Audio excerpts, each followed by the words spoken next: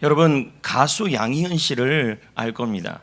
그 양희은 씨가 책을 한 2권 정도 냈는데요.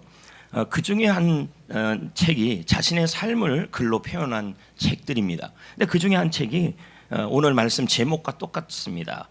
그러라 그래, 이거였습니다. 그 책의 내용이 뭐냐, 어떤 의미로 이런 책을 썼느냐 보니까 그녀가 말하기를 살다 보면 속상한 일도 있고 그리고 억울한 일도 있고 답답한 일도 많다.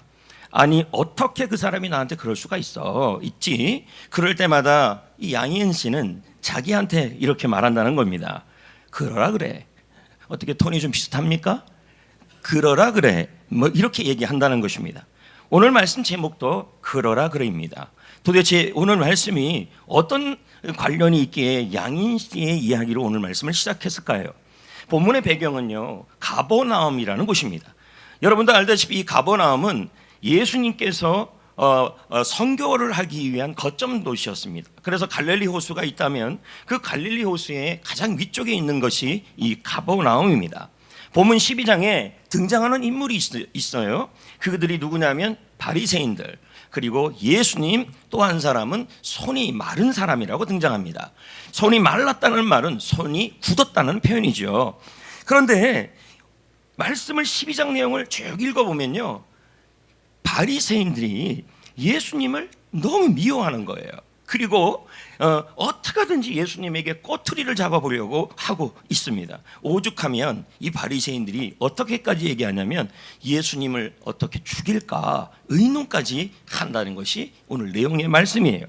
그러면 이 말씀을 가지고 또 양희은 씨의 책의 제목을 가지고 도대체 이 말씀을 통해 하나님이 무슨 말씀을 하시려는 것일까요? 자, 한번 봅시다. 우리 역시 이 예수님처럼 미움을 받습니다. 어떤 분은 집안에서 미움을 받고, 어떤 분은 사역을 하다가 미움을 받기도 하고, 어떤 분은 학교 생활하다가 미움을 받기도 하고, 어떤 분은 직장 생활과 사업을 하면서 사람들에게 미움을 받을 때가 있다라는 것입니다. 이때 미움을 받을 때 많은 사람들이 나타나는 현상은 이게 마치 소처럼 소는 위가 4개지 않습니까? 그래서 아침에 한번 되뇌기고, 점심에 한번 되뇌이고, 저녁에 한번 되뇌이고, 또 새벽에 한번 또 되뇌이고, 자꾸만 그 사람을 되새김질하는 것이죠. 그러니까 정신건강에도 좋지가 않습니다. 그런데 오늘 예수님께서 본인을 향하여 미워하는 사람들을 어떻게 대하셨는지가 나온다는 얘기죠. 그러므로 오늘 이 예수님의 태도에 통하여 여러분이 남들이 나를 미워하고 또 나를 힘들게 하고 또 내가 미움을 받고 있을 때 어떤 식으로 살아야 좋을지를 깨달아 보자는 것입니다. 그러면 누가복음 말씀을 6장을 목사님 제가 이제 읽자고 그럴 때인데요. 근데 왜 누가복음 6장을 얘기를 하냐면 본문 말씀은 마태복음이에요. 그런데 마태, 마가, 누가는 저자가 다 다른데 그 본 사건을 가지고 자신들이 보는 그 경험을 가지고 다르게 기록이 됐습니다. 그러니까 이 누가복음 6장에 가보면 예수님이 또 동일하게 등장합니다. 예수님, 바리새인들, 그리고 손이 굳은 사람들 동일하게 등장을 해요. 그런데 마태복음에서 나오는 얘기하고 다른 내용이 나와요. 막 미워하는 거예요. 예수님을 미워하고 예수님을 죽일까 하는데 예수님이 어떻게 하느냐 봤더니 12, 13절입니다. 읽어볼까요? 시작. 이때 예수께서 기도하시러 산으로 가사 밤이 새도록 하나님께 기도하시고 밝음에 그 제자들을 부르사 그 중에서 12를 택하여 사도라 칭하셨습니다. 여기 이때라는 단어가 바로 미움을 받을 때였어요. 예수님이 바리새인들에게 미움을 받고, 그리고 바리새인들이 예수님을 어떻게 하든지 흠집내려고 그러고 죽이려고 그러고 그리고 모욕 주려고 하는 것입니다. 그런데 예수님이 어떻게 했냐 봤더니 기도하러 산으로 갔다고 나와요 지금요. 그리고 12제자를 세웠다는 얘기예요. 그러므로 기도하셨다라는 이 표현은 예수님께서 자신을 미워하는 사람을 하나님께 맡겼다라는 거예요. 자, 그러면 여기서 질문이 하나 생겨요. 왜 바리새인들은 예수님을 이렇게 미워했냐는 거예요. 누가복음 말씀이나 마태복음 말씀에 보면 미워한 이유가 등장을 합니다. 그 이유가 뭐냐면 예수님이 안식일 날에 손이 굳은 사람을 고쳐줬다는 거예요. 그래서 그래서 미워했다는 거예요. 왜 그러냐 했더니 바리새인들은요, 이 안식일 날에는 아무 일도 하면 안 돼요. 그리고 사람을 고치는 일도 하면 안 돼요. 그런데 예수님이 안식일 날 손이 마른 사람, 손이 굳은 사람을 고쳐준 거예요. 그러니까 자신들의 생각하고 너무 다른 거예요. 그러니까 어떻게 해요? 예수님을 미워하고 죽이려고 했던 겁니다. 여러분, 사실 여러분, 주일은요 아무 일도 하지 않는 날이 아니에요. 주일은요 하나님께 예배하는 날이고 사람을 세우고 살리는 날이에요. 아멘. 이 문제에 대하여 예수님은 어떻게 하냐면 하나님께 맡겼다는 거예요. 어떻게 해요? 자신을 반대하는 사람들과 씨름하지 않았어요. 자신을 미워하는 사람들에게 분노하지 않았어요. 자신을 향하여 억울하게 만드는 사람들과 함께 말싸움하지 않았어요. 미워하는 사람을, 자신을 미워하는 사람들을 하나님께 기도로 맡겼다는 거예요. 그러니까 하나님 보고 해결해달라는 의미죠. 혹시 제가 축구선수 한 명을 지금 말씀할 건데요, 그가 누구냐면 이영무 선수입니다. 아십니까? 알겠어요. 이분은 우리나라 처음으로 골을 넣고 기도한 사람이에요. 자, 이렇게요. 어느 날 이분이 축구 경기를 하는데 골을 넣었어요. 근데 어떻게 넣었냐면 사람들의 표현에 따르면 지저분하게 넣은 거예요. 그럼 어떻게 지저분하게 넣었냐 했더니 들어갔다 나갔다 확 튀어나오다가 발 하나 살짝 됐는데 그게 들어간 거예요. 그러니까 이 후배들 같이 축구를 하고 뛰었던 후배가 그 모습을 보면서 그 공을 하고 기도하고 일어나는데 이렇게 말하는 거예요. 아유, 형은 골을 넣어도 어떻게 그렇게 전문 용어 써도 돼요? 얍삽합니까? 그리고 어떻게 이렇게 지저분합니까? 이렇게 얘기를 하는 거예요. 정말 얄밉게 얘기하는 거죠. 만약에 이영무 선수가 이 후배한테 너 잠깐 일로 와봐, 축구하는데 너 잠깐 일로 와봐, 내가 얍삽하고 나쁘지 않다는 것을 우리 이 시간에 토론 좀 해보자, 공 안 차고. 만약에 그랬다면 어떻게 됐을까요? 여러분, 이 이영무 선수는요 절대 화를 내지 않고 그 후배를, 그 미워하는 후배를 하나님께 맡겼어요. 하나님께 기도로 맡겼어요. 그리고 본인은 공을 차는데 다 집중을 했어요. 그래서 그 선수가 누군지는 지금 몰라요. 그러나 이영무 선수는 골을 기적처럼 넣어서 하나님께 기도하는 선수라고 알려주고 있어요. 저는 지금도 기억나고 있습니다. 그 선수가 기도하는 모습을. 그래서 여러분, 문고에 나온 책 중에서 잘 사는 게 복수라는 책이 있어요. 근데 이 책을 쓴 사람이 권순창이에요. 그래서 저도 이제 권순창 이러니까 권준호 35대, 해역 들어가면 36대, 권순순, 순은 37대니까 내 손자다 이렇게 생각하고 봤는데 다시 내려가서 검색해 보니까 권민창이에요. 아깝네. 그래서 손자가 출세했다, 난 이러려고 그랬는데, 이분이 잘 사는 게 복수라는 책에서 이렇게 말을 했어요. 다 같이 읽어볼까요? 시작. 최고의 복수는 무관심이다. 나를 무시하고 경멸했던 사람들에게 어떻게든 복수하려고 내 소중한 시간을 낭비하지 말라. 완전히 잊어라. 그리고 내가 하는 일에 최선을 다하며 살면 된다. 어떻게 하란 말이에요? 예? 누군가 나를 무시하고 나를 경멸했어요. 근데 그 대상이 어디 있냐면 집 안에 있어요. 또 그 대상이 어디 있냐? 내가 지금 다니는 직장이 있고 공동체에 있고 학교에 있고 교회에 있어요. 그런데 그 사람들에 대하여 예수님은 어떻게 했냐면 그들과 화를 내고 분노하고 그랬던 게 아니라 그들에게 복수를 한 것이 아니에요. 왜? 복수하면 그 시간이 낭비가 된다는 거예요. 에너지가. 그래서 어떻게 해요? 그 사람의 대상을 하나님께 맡기고 자기가 하는 일에 최선을 다했다는 얘기예요. 만약에 여러분, 예수님을 미워하는 사람에게 따졌다면 어떻게 되었을까요? 만약에 예수님이 자신을 비판하는 사람에게 복수했다면 어떻게 되었을까요? 복수할 수 있겠죠. 그렇다면, 만약에 그랬다면 우리를 구원하시려는 구원 계획이 이루어질 수 없었을 거예요. 왜? 거기 집중하지 않았으니까. 그러므로 여러분, 우리를 미워하는 사람이 있을 수 있습니다. 이유가 없이 미워하기도 하고 자신들과 생각이 다르다고 미워할 수 있어요. 그럴 때 그 미워하는 사람 때문에 시간 낭비하지 마시고, 그들은 우리의 마음을 어지럽힐 수는 있어요. 맞습니다. 여러분, 이유 없이 우리를 미워하고 생각이 다르다고 미워하고 집안에 무슨 일이 있어서 미워하는데 그 사람이 나를 미워하는 걸 알 때 마음이 어지럽죠. 그런데 이거 하나 기억하셔야 돼요. 그들이 아무리 나를 미워하고 싫어해도요, 그들이 나의 인생을 바꿀 힘은 없어요. 아멘. 그 사람들을 예수님처럼 오히려 하나님께 맡기면 하나님께서 갚아주실 거예요. 그래서 여러분, 우리를 미워하는 사람들이 있다면 그 사람들에 대하여 시간 낭비하지 마시고 그 사람들을 예수님처럼 기도함으로 책임져 달라고 맡기셔야 합니다. 그리고 두 번째는 뭐냐면, 자, 15절을 보십시오. 19절을 보시면 15절의 내용 전절이 무슨 내용이냐면, 이 바리새인들이 예수님이 너무 미워요. 생각이 다르니까 너무 미워요. 그래서 어떻게 하냐면 죽이려고 의논을 해요. 그때 예수님이 어떻게 했냐? 15절입니다. 예수께서 아시고 거기서 떠나가셨다. 이렇게 나와요. 그러니까 그 자리에 있었다는 거예요? 떠났다는 얘기예요? 그러면 그 자리에서 같이 변론하고 나는 잘못된 게 아니야 뭐 이렇게 하면서 싸웠다는 게 아니에요. 오죽하면 여러분, 마태복음 12장 19절에 가니까 이 부분을 설명하면서 예수님은 이런 분이래요. 그는 다투지 아니하고 또 뭐 하지 않아요? 따지지도 아니하고 아무도 길에서 예수님의 소리를 듣지 못했다. 이 말은 뭘까요?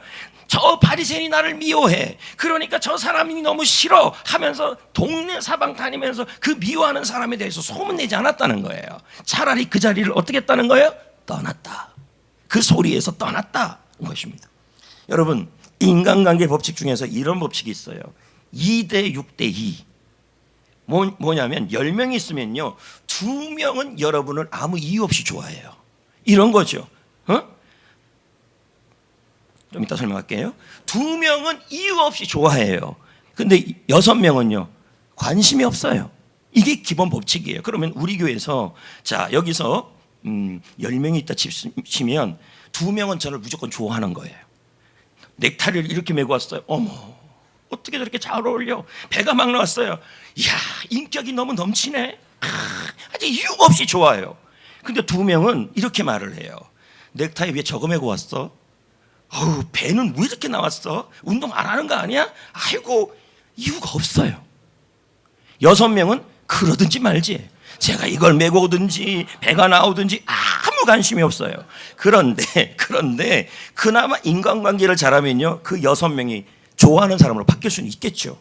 근데 일반적으로 그렇다는 거예요. 그러니까 오늘 이 자리에도요, 몇백 명이 앉아있다 치면 한 20%는 저를 싫어해요. 그냥 아무 이유가 없어요. 목소리는 왜 크냐, 안경은 왜 저거 꼈냐, 옷은 왜 저렇게 큰 거 입었냐. 아니, 배가 나왔으니까 큰 거 입었죠. 이유가 없어요. 그냥 20명 정도는 그냥 내가 싫어요. 뭐 내가 잘나도 못나도, 아니 예수님도 그랬잖아요. 하나님의 아들 예수님인데 이유 없이 싫어하는 사람들이 있었잖아요. 예. 근데 이 자리에 저를 열렬히 좋아하는 사람들이 20명이 있다는 거예요. 20%가 그냥 좋아요. 그냥 목이 크면은 씩씩해서 좋고, 그리고 설교하다가 침이 막 튀면 어머, 침까지 튀면서 설교하네, 너무 열심히 하네. 근데 나를 싫어하는 사람은 여기 땀 흘리면 저 육수 좀 봐, 저거 좀 그만 좀 흘렸으면 좋겠어, 이런다는 거예요. 그리고 60%는 제가 땀을 흘리든지 말든지 아무 관심이 없어요. 이걸 정치에서는 중도층이라 그래요. 예. 성도 여러분, 이거 하나 좀 아셔야 돼요. 어느 곳에든지 여러분을 싫어하는 사람은 있어요. 예? 그리고 우리를 미워하는 사람도 있어요. 이유가 없이 그럴 수도 있고 이유가 있어서 그럴 수도 있어요. 그런 사람들이 있을 때 우리 예수님이 하신 것처럼 그 사람들을 내가 붙잡고 그렇게 하지 마시고 나의 하나님 아버지께 해결해달라고 맡기셔야 돼요. 그리고 나를 싫어하는 사람은 어떤 이유로든 싫어합니다. 그러니 그냥 내버려 두세요. 그리고 그들의 소리에서 떠나세요. 그리고 이렇게 말하세요. 그러라 그래. 이게 양인 씨 말이에요. 미워하냐? 그래, 미워해. 신경 안 써. 나는 하나님께 이룰 거야. 맡긴다는 건 일러준다는 얘기예요. 그래서 양희은 씨가 그 말이에요. 너무 신경 쓰지 말고 그냥 미워하는 대로 내버려 두란 얘기예요. 그리고 나는 뭐 하라는 거예요? 하나님께 맡기고 같이 그 말에 썩지 말란 얘기예요. 그러니까 예수님을 뭐라고 표현했어요? 그가 길을 걸어가는데도 예수님의 목소리가 들리지 않았다. 19절에. 그런 억울한 일을 당하는데도. 그래서 권민창 씨가 쓴 잘 사는 게 복수라는 책에서 이런 말을 했어요. 나를 미워하는 사람을 행하여 설득하지 말아라. 굳이 해명하라고 애쓰지 말아라. 내 인생을 살아라. 그것이 나의 정신건강에 좋다. 그러면서 한마디 더 합니다. 가장 좋은 복수는 그 미워하는 사람이 보란듯이 잘 사는 것이다. 이렇게 얘기를 한 거예요. 예수님이 딱 그랬다는 거죠. 제가 재밌는 이야기를 하나 할게요. 미국에서 있었던 일이에요. 한 교회에서 있었던 일인데 젊은 목사님이 담임 목회를 하게 된 거예요. 근데 성도들이 너무 은혜를 받은 거예요. 그러니까 이런 거죠. 자, 10명 중에 2명은 은혜 받고 나머지 60명 중에서 갑자기 은혜를 받아서 난리가 난 상황이에요. 그런데 목사님의 설교를 싫어하는 거예요. 몇 명이 싫어했더니 4명이 싫어해요. 그러면서 뭐라 그러냐면 목소리만 크면 귀 아프다. 아우 내 귀가 다 먹으면 다 책임져. 또 아까 말했듯이 넥타이를 그거 메고 안경을 이걸 끄고 옷은 이렇게 입고 왜 저러냐. 너무 그리고 목사님 설교가 너무 부담이 돼. 아유 난 저런 설교 다른 사람들이 왜 좋다고 하는지를 몰라. 이 얘기를 들었어요 목사님이. 여러분 목사님도 사람이잖아요. 그러니까 이게 상처가 돼버린 거예요. 그래서 몇 달 동안에 그들의 말이 자꾸 소가 되새김질하듯이 생각나고 그러는 거예요. 그러니까 설교가 안 돼. 절대 설교가 안 되는 거예요. 그렇게 하나님께 기도하고 했더니 하나님께서 이 목사님에게 깨닫게 하신 거예요. 대부분의 성도들은 은혜 받고 있다. 그러니 그 은혜 받는 사람들에게 집중해라. 그리고 왜 힘들게 하는 사람들의 목소리를 붙잡고 살아가는가? 그 소리들에서 떠나라. 이렇게 마음에 감동이 온 거예요. 여러분, 여러분에게 상처 주는 사람들이 있습니다. 있어요. 회사에서 아무 이유 없이 또는 자기의 생각이 다르다고 여러분을 반대할 수도 있습니다. 신앙생활하면서 여러분들에게 상처를 주기도 하고 또 생각과 관점이 다르다고 미워할 수도 있겠죠.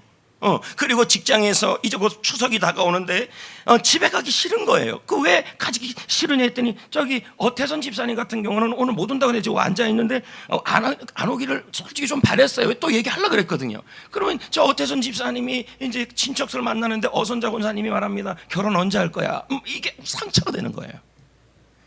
오늘 말씀이 은혜가 되셔야 돼요. 어선자 권사님이 결혼 언제 할 거야 물을 때 상처받지 말고 마음대로 그러라 그러세요. 결혼하든 말든 그렇게 말하세요. 그러실 때 그러니까 가장 상처를 많이 주는 대상이 가족일 수가 있어요. 그래서 밤마다 그 말이 생각이 나고 그렇다는 거예요. 근데 오늘 예수님은 뭐라 그랬냐면 자기에게 상처를 주고 힘들게 하는 사람들은 하나님께 맡기고 그리고 그 소리에서 떠나서 그들과 그 말을 섞지 말란 얘기예요. 그리고 나에게 주어진 일에 최선을 다하란 얘기예요. 그게 정신건강에 좋다는 얘기죠. 그래서 실제로 우리가 붙잡아야 될 것은요, 누가 나를 미워하는 그 미움의 소리가 아니라 하나님이 갚아준다는 말씀을 붙잡아야 돼요. 그래서 여러분 이사야 35장 4절에 보니까요 이렇게 나왔어요. 자 보십시오. 나를 미워하는 사람들이 많아요. 그럴 때 하는 말씀이죠. 시작. 겁내는 자들에게 이르기를 굳세어라 두려워하지 말라. 보라 너희 하나님이시. 자 하나님이 오셔서 뭐 하신대요? 보복하시고 또 어떻게 한대요? 갚아주시리라. 아멘. 여러분이 원수를 갚지 않고 여러분이 행동을 안 해도요 하나님께 맡기고 그 소리에서 떠나서 그들 사람들을 만나갖고 야 누가 나 미워한대 나 그 사람 너무 싫어 이렇게 하지 않고 그냥 맡기면 하나님이 직접 오셔서 나를 위하여 그 상황을 갚아주실 거란 얘기예요. 그래서 조엘 오스틴 목사가 말하지 않습니까? 비판자를 무시해라. 그들에게 인정받을 필요가 없다. 위의 것을 마음에 두어라. 걱정하지 말라. 하나님이 갚아줄 것이다. 이게 조엘 오스틴의 말이에요. 여러분, 저는 여러분들에게 비판을 받고 미움을 받는 그러한 예수님처럼 그런 일이 직장에서도 있고, 근데 사람들의 대부분 문제들을 보면 거의 사람 문제예요. 사람 때문에 힘들고 미움받고 그럴 때 마음이 아프고, 근데 예수님은 어떻게 했어요? 그 미워하는 사람들을 하나님께 맡기고, 두 번째는 뭐예요? 그 소리에서 떠나서 그 나를 미워하는 그 사람들에 대하여 동네 사방 팔방 다니면서 입하고 하지 않았단 얘기예요. 그리고 예수님이 했던 마지막이 뭐냐면, 자 여러분 14절 한번 보세요. 14절. 바리새인들이 얼마나 예수님을 미워하면 뭐 하려고 그래요? 죽이려고 그래요. 근데 이게 ESV 영어 성경에 보면요 이 죽인다는 말이 다이로 돼 있지 않아요. 디스트로이로 돼 있어요. 디스토이라는 말은 뭡니까? 파괴하고 손해를 끼치다는 말이에요. 그러니까 이 바리새인들은 예수님을 어떻게 하냐면 예수님이 하는 모든 일과 예수님이 하는 사역을 파괴하고 손해를 끼치려고 하고 있는 상황이에요. 근데 여러분 이 14절이 지나서 15절이 오늘 우리가 읽은 말씀이에요. 이 15절에 뭐라고 나와 있는지 보십시오. 15, 18절에 다시 한번 읽어봅시다. 시작. 예수께서 아신다. 뭘 아신다는 얘기예요? 나를 파괴하고 나에게 손해를 끼쳐서 막 이런 거죠. 직장 생활을 열심히 하는데 나를 너무 미워해요. 근데 그 사람이 뒤에서 막 공모를 해서 나를 파괴하고 내가 하는 일을 상사에게 막 꼰질기고 고자질하고 이런 일들이 일어난 거, 이걸 아셨다는 얘기예요. 그리고 거기서 어떻게 했어요? 떠났어요. 그리고 그에 대해서 말하지 않고 많은 사람이 따라왔는데 예수님이 무슨 일을 했어요? 병들을 고쳤어요. 그렇죠? 그리고 18절을 보십시오. 18절에 보면 예수님은 이걸 했다고 설명하고 있어요. 심판을 이방에 알렸다. 이걸 뭐라 그래요? 복음을 전했다, 이 뜻이 되는 거죠. 이 부분을요, 이 15, 18절을요, 척 스미스 목사님이 아주 해설을 잘 해놨어요. 제가 읽어볼게요. 예수님은 일부러 대결을 피하셨다. 물러가셨다. 듣는 자에게 복음을 전하고 치유하기 위해서 거기 계셨다. 이건 뭡니까? 본질에 집중했다는 얘기예요. 본질. 자, 여기 한번 보세요. 예수님은 바리새인들의 미워함과 공격함에 흔들리지 않고 오히려 그들과 썩지 않아요. 만약에 여러분 그들과 섞으면 똑같은 사람이 되는 거죠. 그러니까 그들하고 같이 어울려서 막 미워하고 이렇게 싸우고 그렇게 하지 않고 오히려 그들에게서 떠나서 복음을 전하고 사람을 살리고 오히려 본질적 사역에 더 집중했다는 거예요. 에너지를 그렇게 쓰지 않았다는 얘기예요. 여러분을 화나게 하는 사람들이 있습니다. 낙심케 하는 사람이 있어요. 이유가 있어서 싫어하고 이유가 없어서 싫어해요. 그래서 우리를 험담합니다. 그런데 여러분 그들과 싸울 가치가 없습니다. 그리고 그들에게 싸울 가치가 없습니다. 그들에게서 떠나고 그들을 하나님께 맡기고 하나님이 갚아달라고 하시고, 우리는 나에게 주어진 일에 최선을 다하고 본질에 최선을 다하고, 그리고 한마디 하시면 돼요. 속으로 그러라 그래, 이러시면 되는 거예요. 그리고 우리는 비전에 집중하는 거예요. 여러분 페니 크로스비 여사님이 있지 않습니까? 얼마나 많은 찬송시를 지었습니까? 근데 그분이 지은 찬송시 중에서 조금 전에 우리가 불렀던 예수로 나의 구주 삼고라는 찬송이 있어요. 그 찬송의 3절에 보면 주 안의 기쁨 누림으로 마음의 풍랑이 잔잔하니 세상과 나는 간 곳 없고 주님만 보인다. 이것이 나의 간증이고 이것이 나의 찬송이다. 여러분 우리 역시도요, 신앙생활할 때 우리의 집중력을 흐트러지게 하는 일들이 많아요. 미워하고 남이 싫어하고 그럴 때 여러분 그 상처 준 사람들을 보지 마시고 구속한 주를 바라보시며 일일이 해명하지 마시고 비판 자들을 설득하지 마시고 그런 거에 시간 낭비하지 마시고 그럴 시간 있으면 주님을 바라보고 주님께 맡기고 우리의 일에 더 열심을 다하시면 되는 거예요. 본질에 집중하는 거죠. 그래서 여러분 찬송가 중에서 오늘 레마 찬송 중에서 제 집 맡은 우리 구주라는 찬송이 있잖아요. 그 찬송이 1절이 지나서 여러분 2절에 보면 이렇게 가사가 돼 있어요. 시험 걱정 모든 괴로움 없는 사람 누군가, 부질없이 낙심 말고 기도드려 아뢰세 맡기세.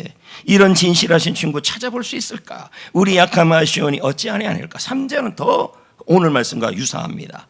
근심 걱정 무거운 짐 아니 진자 누군가, 피난처는 우리 예수 주께 기도드리세. 세상 친구 멸시하고 나를 조롱하여도 나를 미워하여도 예수 품에 안기어서 위로받을 수 있네. 이렇게 나옵니다. 맡기셔야죠. 같이 싸우면 안 됩니다. 본질에 집중하셔야죠. 여러분이 직장에서 공동체에서 내가 하는 일들 속에서 여러분을 이유 없이 미워하는 사람이 있고 이유가 있어서 미워하는 사람들이 있고, 내가 그래서 그 사람들 때문에 억울한 그런 일이 있을 때 여러분 하나님께 그 사람들을 맡기시고 그리고 그 사람들의 소리에서 떠나십시오.